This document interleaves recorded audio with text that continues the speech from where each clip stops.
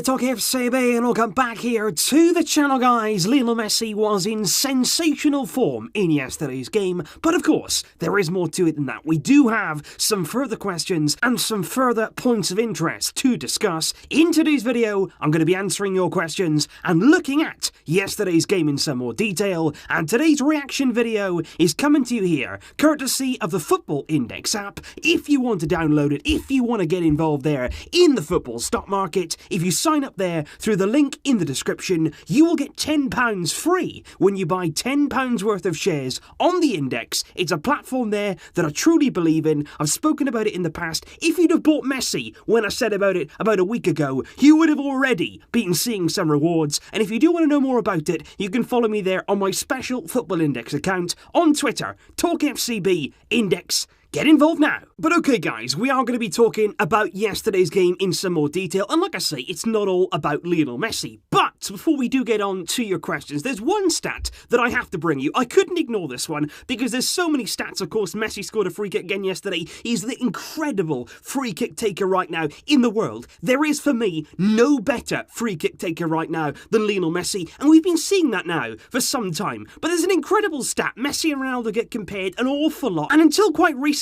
it was almost thought that Messi and Ronaldo, in terms of free kicks, were quite similar in terms of ability. And that right now couldn't be any further from the truth. Lionel Messi, since Ronaldo has joined Juventus, has scored 10 free kick goals. Ronaldo has got 9. And no, I don't mean he's got 9 goals. I mean Ronaldo has got the free kick over the wall 9 times. Messi has scored more goals than Ronaldo has got them over the wall. Unbelievable, Lionel. But okay, let's kick off right here with the first question surrounding the sort of role of Arturo Vidal. Because I had a few good questions here coming in about Arturo Vidal's role in the team, whether he should start more games, whether Sergio Busquets should make way for him in the long term going ahead this season. What should that trio be in midfield? And I think with Vidal, I've said it before, it's quite an interesting situation because when he plays, you can see there, he does give an enormous amount to the team. He came on in the Champions League, remember, against Inter Milan. He made an enormous impact in that game when we made the comeback. He was instrumental in that, and he really does have a fantastic impact in coming on in midfield, but getting forward there into the forward areas. And what I would say about Arturo Vidal is, he's a disruptor. He comes on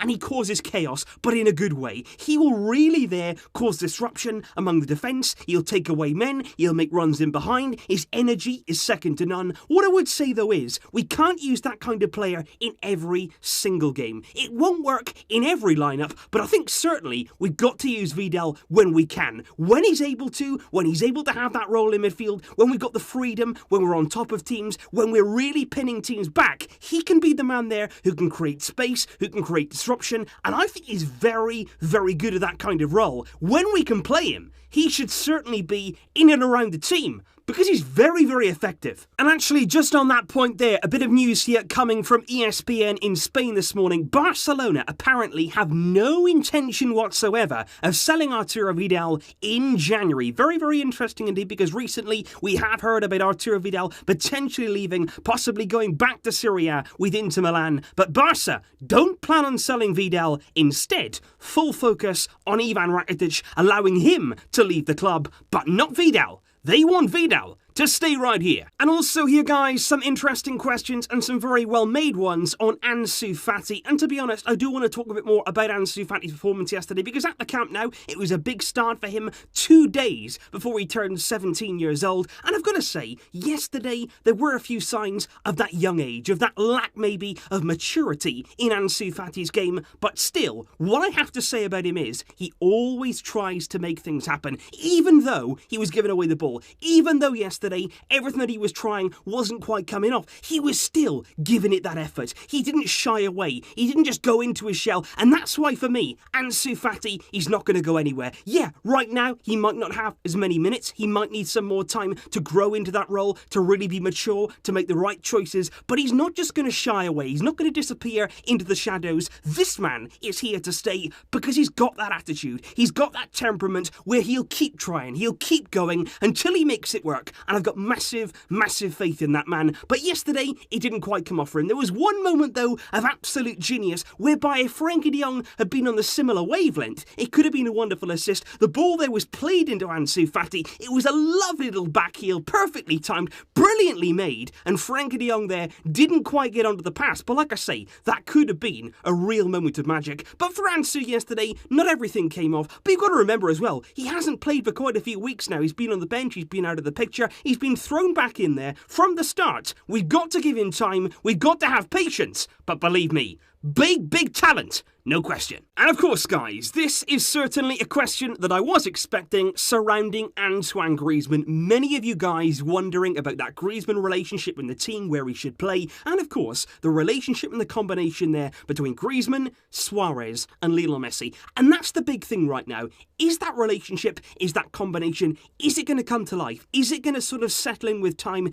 Is it going to come to fruition? Because against Eibar, we did see some signs there of that combination, MSG, coming together and actually playing there as a trio. But is it going to work? Because yesterday we saw Griezmann left on the bench. That was a shock to me. Suarez started there alongside Messi, alongside Ansu. Griezmann then was brought on, and he didn't really get the ball, did he? That's the bottom line here. He didn't really receive passes from Luis Suarez, because there was a nice opportunity there. Suarez was in on goal. He could have squared the ball to Antoine Griezmann. The ball there didn't arrive. And even later in the game, Lionel Messi there looking for that hat-trick goal. He could have played in Griezmann, but he went for goal in the end. And the big question is, are these guys actually ignoring Griezmann? And personally, I don't think they are. I don't think the players that we have, I don't think they'd actually ignore somebody and try and blank them and really try and cut Griezmann out of the picture. What I think is, Griezmann is still playing out of position. That's the final straw for me. That's the only thing right now that you can say about Griezmann. Yes, of course, the performances had not been maybe at the level that we'd expect or we'd want,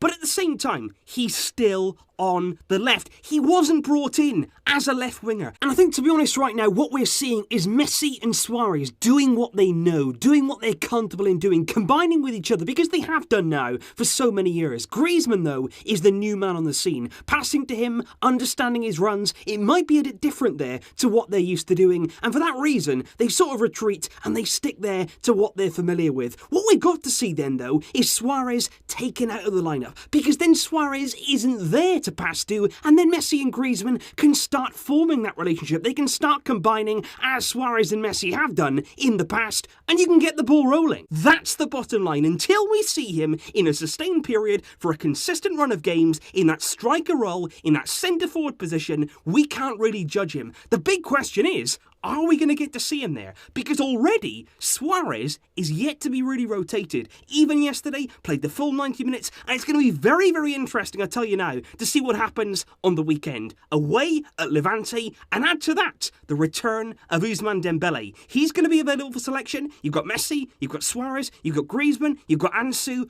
Who is going to start against Levante? It's going to be fascinating to see. Will we see Suarez rotated? Will we see Griezmann there leading the line? Could Dembele return? Keep an eye on that. It's a massive game. It's huge for Griezmann. It's got to start at some point. He's got to get a chance in that striker's role. And of course, when it comes, he's got to take it. More good questions coming in here. This is regarding here the subs yesterday of Ernesto Valverde, and in particular, the fact that once again, we did not see Carlos Alenia. And are we ever going to see him? Because right now, it looks like no. It looks until January, or maybe the Copa del Rey games. Maybe then we might see Carlos Alenia. But in the league, it's simply not happening. He's included in a squad, but he's nowhere near actually getting out on the pitch. And right now, he has to leave. He has to leave on loan. He's got to go out and actually play. I don't know what's happened. I really don't, because as the season has gone on, you're starting to think, what on earth has gone on here behind the scenes? Rakitic comes on, Vidal gets a start here, Artemelo, of course, wasn't in the squad. A chance there to maybe play Carlos Alenia. We were cruising at the Camp Nou. We really were. Surely there you could have brought on Alenia to get a few minutes under his belt and just have a bit of time there on the pitch. But no, yet to be seen. He has to leave. He has to get out the club,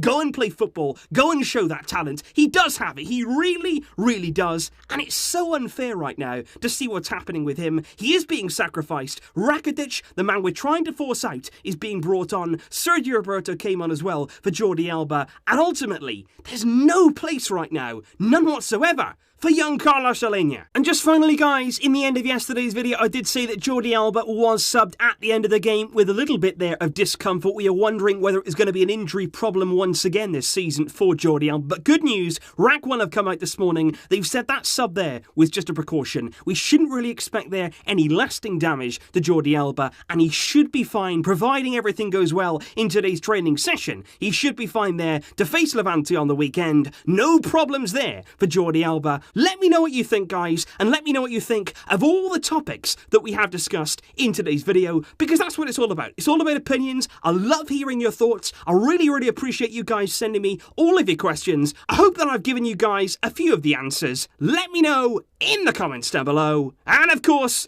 there will be more videos coming up very soon. But until next time, as always, Visca El Barça.